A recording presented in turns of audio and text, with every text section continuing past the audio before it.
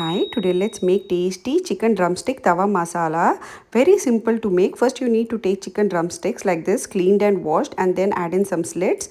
And now I'm adding in water. Next I'll add in some salt and turmeric powder and boil the chicken legs. If this step is done, then the chicken drumstick tawa masala will be done in just 5 minutes.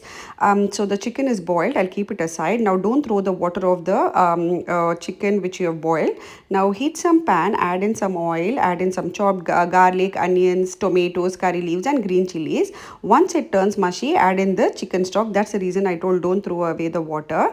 Now I'm adding in tandoori masala, chicken tandoori masala. Any brand is fine, you get it in the supermarket. Now I'm adding in salt. Once the water boils, add in some tomato ketchup for that sweet and tanginess. Now place the chicken drumstick slowly one by one. See to that each and every chicken leg is coated very well with the gravy, and I'm squeezing in some lemon juice. Let the water evaporate and the gravy turns thicken. At this stage, add in some garnish it with some fresh coriander leaves, and your tasty chicken starter, which is a chicken drumstick tawa masala, is ready to serve.